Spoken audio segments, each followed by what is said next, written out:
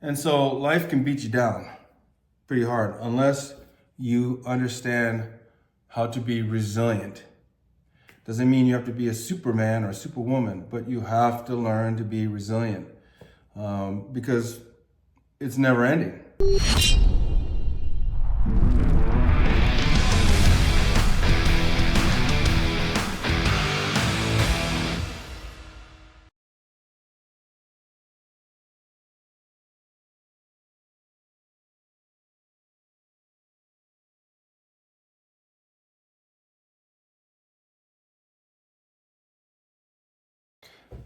Well, hello and welcome to another edition of the Ronin Leadership Podcast. It's always good to be able to talk to you about a variety of subjects. And thank you again, all of you, for your support and subscribing to this channel and promoting this channel with your friends and your family.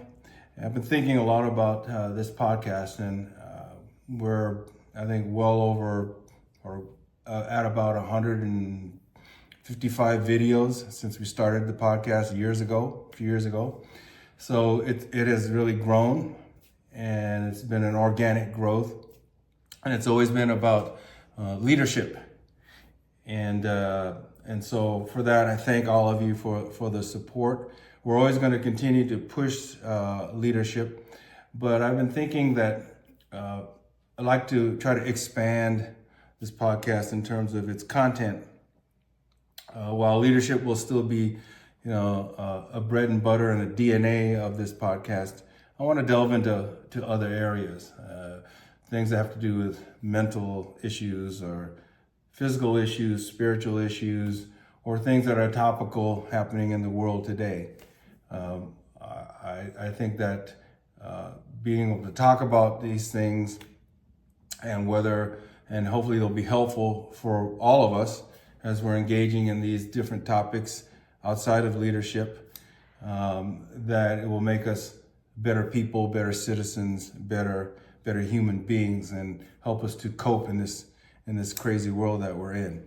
So I've got some thoughts swirling around, and I'll come out with my next podcast. I'll actually come out with some things that we're going to do in the future, that while we'll still obviously do a lot of the leadership things, because that's what this podcast was built on, we're also going to kind of expand it a little bit and just try to see where we can go. So that's very exciting. I'm looking forward to that.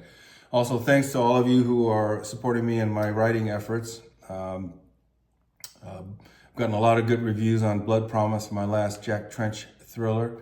I'm currently in the process of writing the sequel to, sequel. It's number 3 in the series.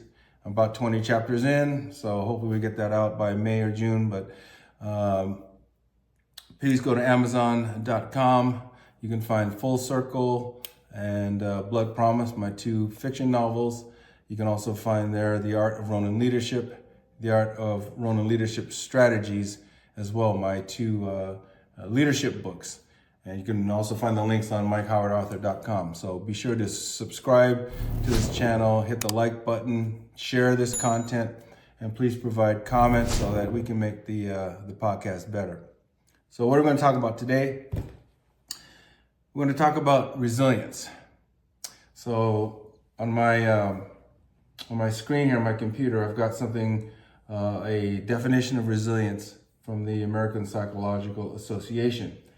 It says, resilience is the process and outcome of successfully adapting to difficult or challenging life experiences, especially through mental, emotional, and behavioral flexibility, and adjustment to external and internal demands. A number of factors contribute to how well people adapt to adversities, including the ways in which individuals view and engage in the world, the availability and quality of social resources, and specific coping strategies. I want to talk about resilience. I think it's important. When you look at what's going on in the world, if you look at on a macro level, what's happening globally with issues of Ukraine, obviously the situation in the Middle East between the Israelis and Hamas, the tensions in Asia with China expanding, and in many cases threatening Taiwan, and also threatening us economically and militarily to a great extent as they're building their military. You look back at home here, you look at the political divisiveness. Half the country's left, half the country's right. Each side thinks each other suck and they hate each other. They don't want to listen to each other. There's a lot of intolerance in the world. The economy has its ups and downs, and inflation is high. A lot of people are feeling the pinch, and no matter what the administration tells you, and that everything's hunky-dory, for a lot of people, things aren't hunky-dory. And there's a lack of credibility in the government. There's a lack of credibility in many cases with businesses. There's a lack of credibility definitely with the press, because the press certainly doesn't tell you what they're supposed to tell you. They don't tell you the whole truth. They just, all of their content comes out of their editorial boards, and they determine what content, say on the nightly news, on their newspaper, or on the internet, that you're going to get. And there's always some slant left or right, or there's always some omission. And that's one of the things I hate, is this omission. My point is there's all kinds of things going on, right? On top of that, you have the daily grind of going to work, making a living, paying the bills that never seem to get lower, always seem to get higher. And then added to that, any issues you have within the family. Yeah, divorces, you have illnesses, you have deaths, you have life. And so life can beat you down pretty hard unless you understand how to be resilient. Doesn't mean you have to be a Superman or a Superwoman, but you have to learn to be resilient because it's never ending. The pressures of life is never ending. That's why there's so many, for instance, young people nowadays with a lot of mental angst, right? There's so many people that don't know how to cope with life. They escape into games, or they escape into substance abuse, or they escape into some other bad behaviors that are not conducive to living the best life you can live. And that has to do with a lot of factors. And that's one of the things I want to get into in future podcasts. Just a lot of things I want to talk about. But resilience is what we're talking about now. And you heard the definition of resilience, right? And so let's go back to that just for a sec, just so we get an understanding. The process and outcome of successfully adapting to difficult or challenging life experiences, especially through mental, emotional, and behavioral flexibility and adjustment to external and internal demands. And it talks about specific coping strategies, right? And so that's what I want to talk about today, how to cope. Just get to the nitty gritty. There are a lot of ways to cope, to develop and build resilience. But these are some ways, or hacks, if you want to call them, that I use and I continue to use to hopefully build my resilience, continue to build on the resilience that I've developed over the years. That helps me deal with whatever shit is going to be happening in my life, in our lives, and with Janice and me and our family or whatever. Because we feel the same pressures, I'm retired, we're retired, but we still feel the same pressures. There's still the economy, there's still crime, there's still the uncertainty of the election and the angst that goes along with the fact that the country is so divided, and personal issues and stuff like that. So you have to deal with it. So how do I deal with resilience? Well, at a very high level, there's a spiritual element. Okay, now you call it whatever you want. For me, it's Christianity, my belief in God. Prayer is very important.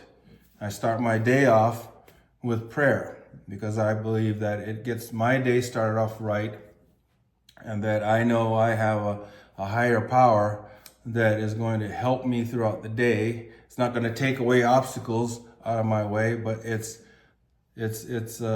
God is somebody I can reach out to in times of trouble, or when I don't know what to do, or I need to make a decision. It keeps me grounded, right? Now, whether you believe in God, or you are whatever faith you happen to believe in, or if you don't, if you're an atheist or whatever, you can still find something. Meditation. I do that too. I think meditation is very important. I'm going to get back to that later. But there's a spiritual aspect to that. So there's my faith. There's also my study of Stoicism, which many of you know I haven't just gotten into, but I've really been delving into this for the last couple of years. And it's become part of my DNA as much as my faith. And Stoicism teaches you how to look at life realistically and a lot of it has to do with resilience and the things that you can control and the things that you can't control. And I think that's really important because if you're focusing too much on the things you can't control, you're just adding on to the burdens that you're carrying in addition to the things that you can control. So you've got to put that out of your way and just deal with the things that you can control. Everything else that's external, if you can't do anything about it, don't worry about it, right? But those are kind of the two things that at a very high level sort of helps keep me grounded and start this kind of the building blocks of resilience. But there's other things here too. So I took a few notes this morning just so I wanted to get out there. Number one, besides whatever you do spiritually to ready yourself for every single day and every day's challenges, is number one, I believe, seek out physical challenges. Why do I say that? Not just because I love working out and I love my F45 family and I've always liked working out ever since I was 14 years old. I've always done something physical, whether it was martial arts or what have you. But it's important because for a lot of people, exercise, they say over half the country, if not less, even more than that, don't exercise on a regular basis. You don't have to do CrossFit F45 or be an Ironman or do all that kind of stuff. But I'm just talking about exercise that pushes you outside of your comfort zone. You want to be able to do something on a regular basis that pushes you. If it's running, lifting weights, if it's Pilates, if it's whatever, swimming, do something that gets you out of your comfort zone. Why? Because the more times you can get out of your comfort zone, you build more resilience. You're able to adapt more to different things.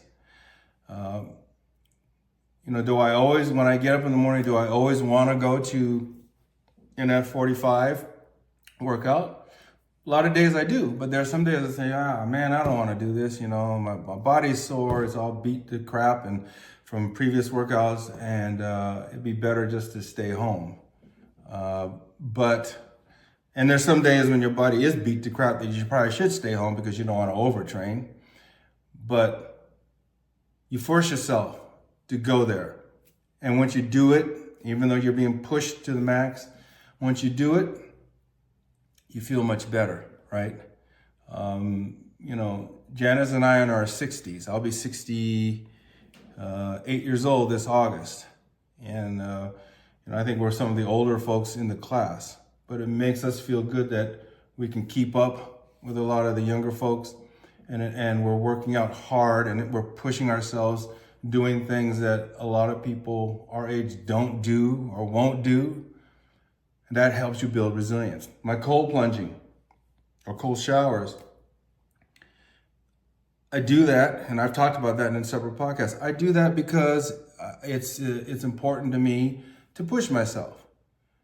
Anyone who cold plunges or does cold water immersion, therapy, exposure, whatever you want to call it, or showers, they'll tell you we all have the same experience. No matter how long we've done it, and I've been doing it for a better part of a year now, just before you get into that water, or just before you turn the tap on for that cold shower, you don't want to do it. You know there's a moment of hesitation. You know it's going to suck as soon as the first time you get in that water, the first time that water hits you, shower hits you, it's going to suck. But you do it enough times, you know that it'll suck for 30 seconds or whatever, and then you know how to steady yourself and get your breath under control, and then you can endure, whether it's a minute, the 2 minutes, 5 minutes, whatever you're going to do. My point is, by doing something physically hard and challenging, I believe it really helps to build resilience. There's a reason why the military, like the Navy SEALs, for instance, do all the things that they do in their training, like putting their recruits into Coronado Bay in the cold water, 45, 50 degree water, for a long period of time. It builds resilience. It builds the ability for your mind to tell your body you can do this. There's a guy named David Goggins, which I think a lot of you know, but if you don't know, Goggins is a former Navy SEAL. That guy is ridiculous. Look him up if you don't know who he is. He went through BUDS, Basic Underwater Demolition School, the SEAL training, 3 times because of injuries, and at one point he had I think shin splints or something that he physically taped duct tape around his ankle so he could continue doing the runs without telling his instructors. But he has a really good saying that when you think you're done physically, and I think about this a lot of times when I'm working out, when you think you're done, you're in the middle of something really intense and you're sucking wind and you're thinking, shit, I can't do this anymore. And then Goggins says, when you think you're done, you're only 40% there. You have more in the tank. It's all up here. That's why this physical stuff is important, because it builds resilience. There's a mind-body connection. And those times when you can will yourself physically past a barrier, you're lifting more weights than you did last time. You ran an extra half a mile than you did last time. You swam, 4 extra laps that you couldn't do before. Every time you reach one of those barriers, guess what, sports fans? You're building resilience. Your mind has now told your body that, hey, you can do this. You can do more than you thought you could. This obstacle that was insurmountable is no longer insurmountable. That's why the first thing I said is seek out physical challenges. And I don't care if it sucks, or I don't care if you haven't worked out in years. It doesn't matter. Start walking, and maybe you're sucking wind after walking for 15, 20 minutes. That's okay. And in a couple of weeks, you'll be doing an hour. And then that's another barrier. Again, seek out physical challenges. It'll help build your resilience. The other thing is get out of your comfort zone. And this is related to the first one, but this is like trying something new, right?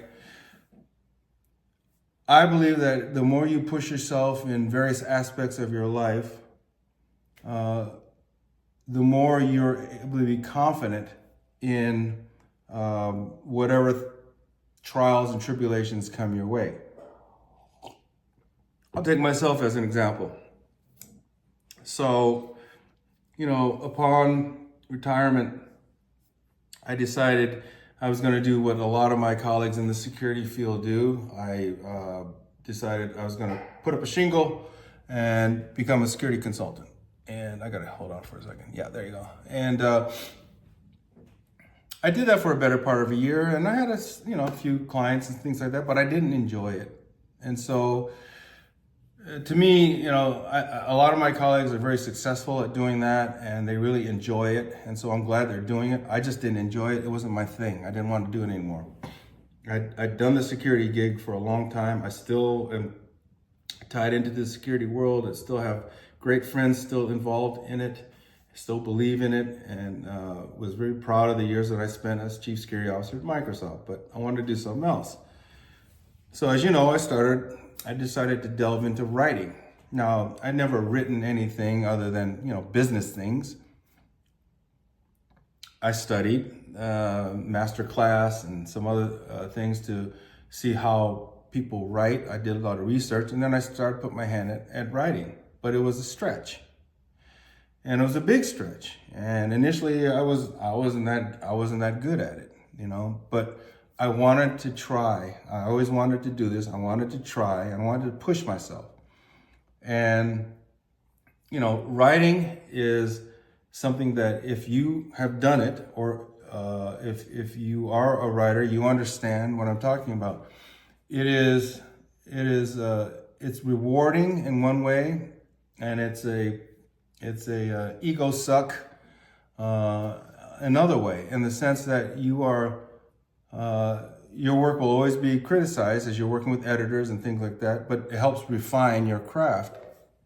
But the hours that you spend writing, especially your first time out at bat, knowing that a lot of the stuff that you're writing is going to end up on the floor, and all authors will tell you that.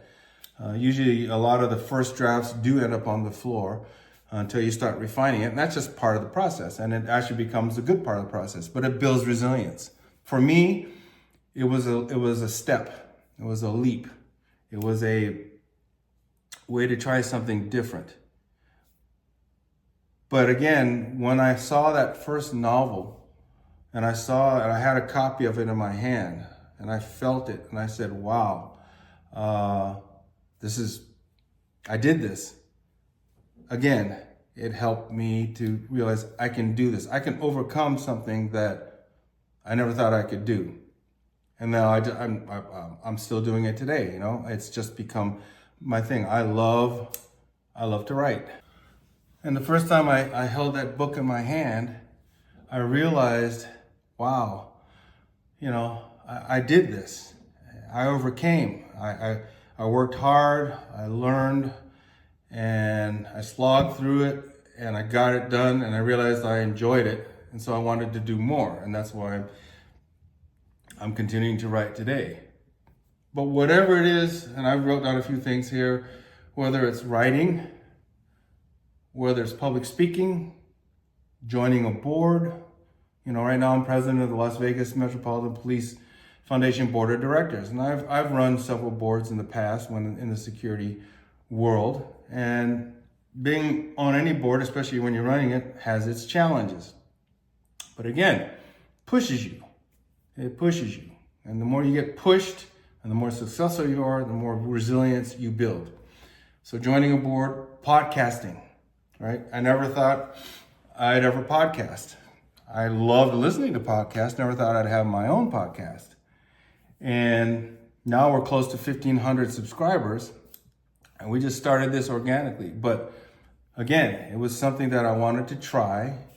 I wanted to do something that I knew was going to be difficult in a lot of ways. Difficult in the sense of, what I want to talk about, what's the audience I want to find, how do I develop content, how do I find guests, all these kinds of things, right, that go into. And I certainly have help in terms of a lot of the editing and the visuals and the delivery of the podcast. But ultimately, the podcast rests upon me to deliver content that hopefully you will enjoy listening to. So, I started that, a few years ago, and I just kept at it. And the first podcasts, in my opinion, weren't all that good, but at least I got it out there. It was doing something that was hard, something that was difficult, something that was above my comfort zone. So whatever it is in your world that you can think of that you may have thought about doing, but you were too afraid to do, Do it. Do it. Try it. You're on this earth for a short period of time. There's a pretty good exercise that this gal named Mel Robbins, and she's another one I really enjoy listening to. Mel Robbins is a great podcaster who's got tons of listeners and talks about different ways to improve your life, including cold plunge. She does a really cool thing where she films her very first cold plunge effort, and I think she and her family are somewhere in the Northeast and it's cold, and she gets into this barrel but again, she's building her resilience. But she found this exercise where you have to kind of map out, if I can show you here. And I could send you a link to where she talks about this on this podcast. I'll send a link so you can see what she's talking about. But basically, she kind of has a grid, and it starts with here, the year you were born. And you kind of map out, decades, and this goes across 10 spaces, decades, until you reach to where you are. Like right now, I'm at 68. That's where that is.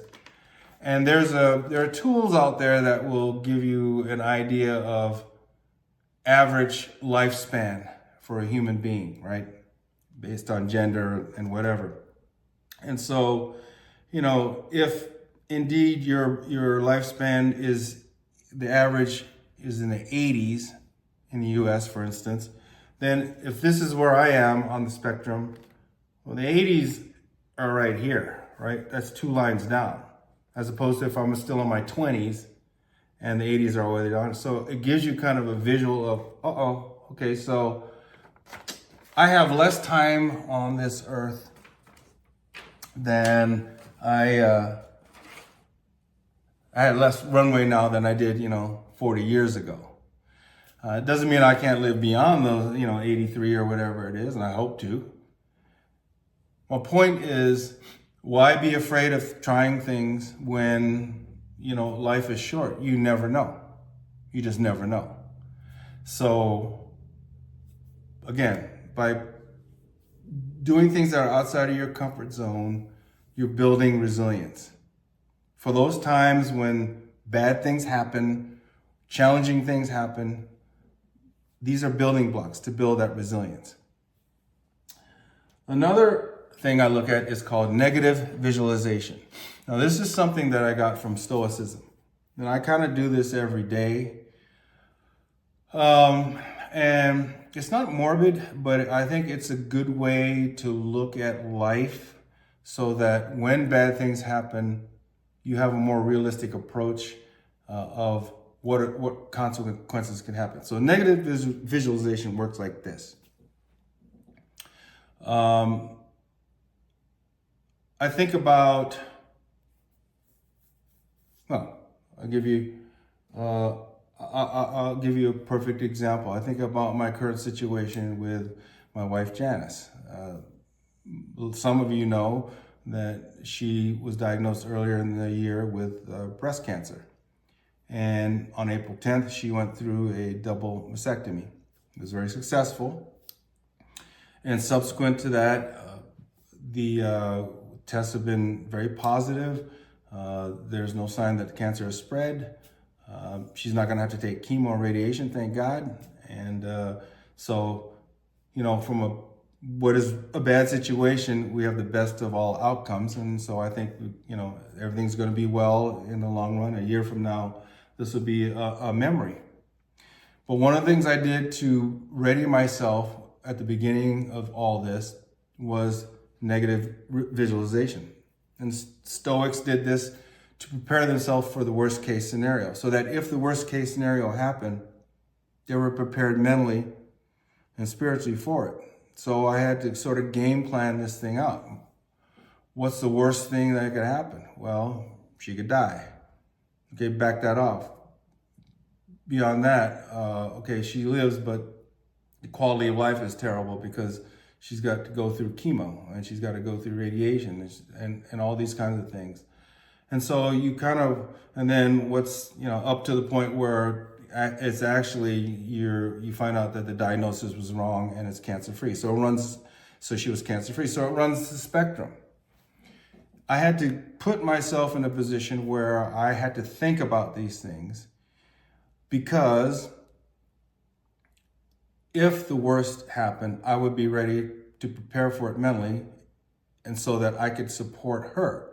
It does her no good if I'm physically and mentally incapable of supporting her because I'm so jacked up and messed up in my head, because I haven't readied myself for the worst case scenario, right? I mean, it's no different than when you're in a crisis management mode, whether we're at Microsoft Global Security or at CIA or the law enforcement. If you're smart, you always prepare for the worst case scenario. You game plan, you do exercises, you role play, you do all these kinds of things to make sure. We did active shooter training all the time, at Microsoft in our global security organization, just to make sure that we were ready for the very worst case scenario, the worst thing that could happen. So it's similar to that. So negative visualization, I think it's important. And whatever it is in your life, if you've got a big business deal or venture that's about to happen, then visualize negative. What would happen? Worst case scenario. It didn't go down. The deal went south. So you've lost your clients. Your boss is going to be upset. You could lose your job. You have to think about all of these different things, so that if they come to fruition, and hopefully they don't, hopefully it's not the worst case scenario, but if it does, mentally you're ready. You're ready to deal with it. And to me, that helps build on your ability to be resilient, your ability to adapt to changing circumstances, because you've readied yourself for those possible bad outcomes. So negative visualization, it's something that you have to consciously think about. In the morning, as part of my morning ritual of things that I do besides prayer and meditation and journaling and cold plunging and working out, somewhere in there I do this negative visualization. Doesn't take long, 5 minutes. So I look at my day and say, okay, well, the things that I have going today, what's the worst thing that could happen? That could really make the day bad or go south. And I think about those things. Then I kind of take a step back and, okay, what's the best thing? And so you've got that spectrum, but I'm ready. Mentally, I'm ready for anything, that could happen. Even the little things, like I've got a meeting somewhere, downtown, and there's a big traffic accident and I don't make it and I'm late and the meeting gets screwed up and they're looking at me like I'm an idiot because I didn't bake in enough time or whatever. Little things like that to a health scare, right? Negative visualization. Next one is look at past adversity. You survived, you will survive again.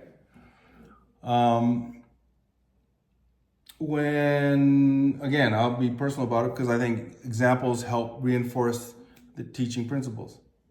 Okay? When I look at the situation with Janice, when she first got diagnosed, I had to look at what happened when my former spouse, Karen, passed away. She was diagnosed with cancer in around November, December of 2015, and she passed away June 2016. And that was a long road of a lot of the things that Janice went through, except for the operations, but she went through chemo and it was bad, and it was a bad situation, and ended up in hospice when she passed. My point is that I was messed up a little bit after that for a while. Those of you who really know me well know I was, but I got through it. Janice helped me out a lot. My friends, I know a lot of my team at Microsoft, Samantha Sangre, I give her a shout out, my former business manager, gave me a lot of support during that time, and a lot of good friends like Dave Commandant and Kelly, his wife, and others gave me a lot of support. But I got through it. My point is that when this situation happened in January with the diagnosis of breast cancer, it didn't hit me. It hit me, obviously, and I was worried. And there were times when I shed a few tears thinking about worst case scenario, or certainly prayed a lot. But I knew that I was ready to handle this in supporting her because I'd gone through something like this before. I'd handled this adversity before. This wasn't new. My point is, so when you get hit with something that's out of the blue or a challenging situation, step back and think about challenging situations you've had in the past. It may not be apples to apples. It may not be the same thing, but there are situations a year ago, 5 years ago, 10 years ago that you dealt with that at the time were it's the worst thing that you could think of. And you got through it, and you're here, and you're living your life. So at some point you were able to handle that adversity. So you got to think about those things that you handled in the past, so that when, I'm not saying if, because it's going to be when something bad happens down range, you're going to be able to look back and say, you know what, this sucks, and I don't want to have to go through this, and I wish it would go away, but I've gone through bad things before, and there are things I learned from those bad things that I went through that I'm going to bring to this. I'm going to bring an ability to forge through, because I've been able to do this before, right? Now, in the past, my wife passed away. That's not going to happen with Janice's time, but who knew in January that would be the case? But I had to, besides all the things I've always talked about, I had to refer to the fact that I've been through this before. I've been through the doctors. I've been through all the testing and all this other kind of stuff. I can do this. I can support her, and I can help her get through this. So just remember, as much as it may hurt to think about past adversities, whether the adversities you faced, you beat them, or whether the adversity you faced, in my particular case with Karen, we lost that battle. There's always something that comes out of it that's going to make you stronger for the next battle ahead, right? So even like an army, even if an army was defeated in a particular battle, there are lessons that they learned about the enemy, tactics, or things that they learned that they messed up on in terms of their own tactics, that hopefully the next time there's a battle, they'll be able to win that one because they've learned. And I guess the last kind of hack, if you want to call it that, just be realistic about your situation. You want to be better at being resilient, be realistic about the situation. And I kind of alluded to this with the last thing I just talked about. You cannot will it away. You can't close your eyes like a little kid and say, okay, it doesn't exist. It does exist, right? Resilience is about dealing with facts and the situation as is, not as if you want them to be, right? Not like you want them to be. Why? Because it's very simple. You see a lot of this going on in the world today. There are so many people that are not resilient because they don't want to deal with the real situation, right? You have, I'll give you an example. I don't care what kind of side of the spectrum you're on, but you'll have a president right now, Biden, that will tell you that everything's hunky-dory in the economy. But you got people feeling it around the country. They're not feeling that, right? But he'll tout statistics that show, hey, look, economic growth is blah, blah, blah, blah, blah, blah, blah. But it's not getting to the root matter of the fact that people are still hurting. So you don't build resilience as a country, let alone as an administration, by not dealing with the facts. You want to bring it on to another level? I don't build resilience by saying that, oh, well, Janice doesn't have cancer, or there's no crime problem in Las Vegas, or, whatever the situation is. You got to be realistic about it. You can't wish it away, and you can't pretend like it doesn't exist. By being realistic, it forces you to do some of these other things I talked about: the negative visualization, the ability to cope and adapt to whatever the situation you're facing. You have to be realistic about it. The more realistic you are about a situation that you're confronting, an adverse situation that you're confronting, the better you're going to be able to deal with it and move on, right? It amazes me, whether it's in government or business, and you see it all the time in the news. You see it all the time where people don't deal with situations the way they are. They deal with situations the way they want them to be, or the way their talking points are, or, whatever it is. You can't do that. You build a false sense of everything's hunky-dory, everything's great, let's just move on, when you have to deal with the situation as is, as much as it may suck. So just be realistic about your situation. And these situations aren't going to last forever. Now, in some cases, they may last for years, but eventually bad things will end. Again, it may suck while you're in it, but I think that the things that I talked about here, getting your physical challenges, seeking out physical challenges, overcoming physical challenges, getting out of your comfort zone, trying something new, trying something that's scary, that you're uncomfortable with, that's going to be helpful. The negative visualization, what's the worst case scenario of whatever situation you're in, so that you're ready if, God forbid, that happens. But if it doesn't, then everything is more manageable mentally, because it's better than the worst case scenario. Look at your past adversities. You've gone through bad things before.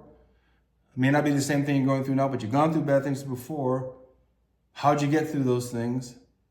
Probably not by yourself, through faith, friends, family, whatever.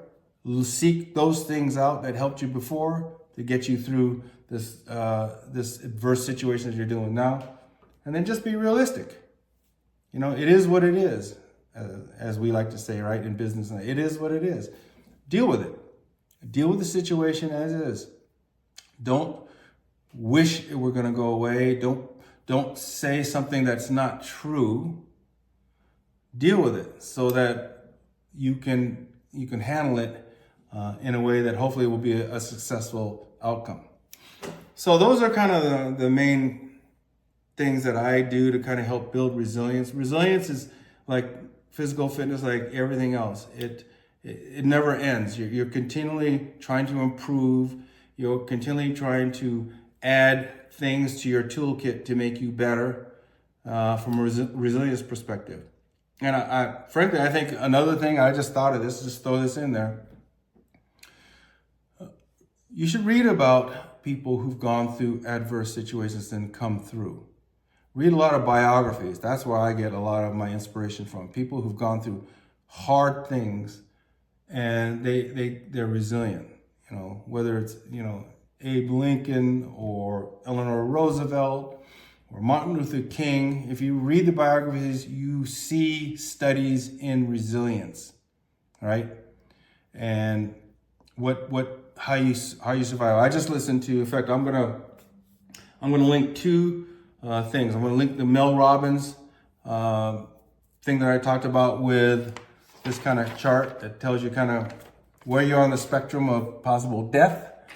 And also, there's a one on Admiral James Stockdale. A lot of you know who he is, a lot of you don't know, but he was a fighter, naval aviator, I should say, in Vietnam, officer, shot down, studied Stoicism for many years, and he was shot down and was kept prisoner for about 5 years by the North Vietnamese, tortured horribly. But his study of Stoicism prepared him for the years of hell he endured. And he came out of there, and he later became an advisor to President Reagan, and actually a presidential candidate, vice presidential candidate at one point.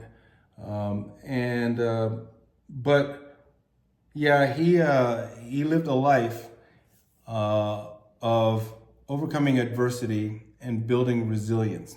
And so I'm going to put a link in there. And a lot of the things that we talked about in terms of, he looked at past adversity, negative visualization. One of the things he talked about, and this is really cool teaching point. One of the things he talked about was when he got to the Hanoi Hilton, the infamous prison in North Vietnam, where he and other Americans were being tortured. He said the ones that didn't survive, a lot of the ones that didn't survive were the ones that kept saying, okay, well, we're probably going to be released in another month, another 6 months, in another year. And then when those things didn't happen, they lost hope. And when you lose hope, you lose the will to live, and a lot of them died. Stockdale always kept it in his head that we may never get out of there. It was that negative visualization. What was the worst case scenario? I'm going to die in this North Vietnamese prison, away from my family and my friends. I'll never see them again. I'm going to die lonely and probably in a painful death. By doing that, he knew that anything that was less than that was a win, right? And so another year passed by, he wasn't dead. That was a win. It still sucked, but that's how he got through, right? Now that's extreme case right there of building resilience. So I'll have those links in there because I think they're great teaching points. But anyway, I hope this helped a little bit. There are a lot of ways to build resilience. These are just the things that I concentrate on to help me build resilience. Who knew at the beginning of this year that Janice and I were going to be dealing with a major health issue like her breast cancer? Who knew it, right? But hopefully we've been able to get through this together by making sure that we were resilient enough, that we called upon those reserves of past adversities, looking at things realistically, and dealing with possible worst case scenario so that we're ready, and that anything less than that is a win. And actually things are looking really well, so we're really pleased. Thank God for that. Anyway, that's what I have for this edition of the Ronin Leadership Podcast. I hope you get something out of it. We're going to do more of these kinds of things. I'm going to look at broadening the kind of guests that we bring in that will help all of us spiritually, physically, mentally. We'll still obviously do a lot of the leadership stuff, but we're gonna get out there and probably again maybe get a little uncomfortable for me and delve into areas that I normally don't delve into. So MikeHowardAuthor.com, where you can get links to my books and podcasts, and also Amazon.com, where you can pick up copies of my books. Please subscribe, please hit the like button, and please tell your friends and family about it and share this content. Till next time, we'll talk to you later.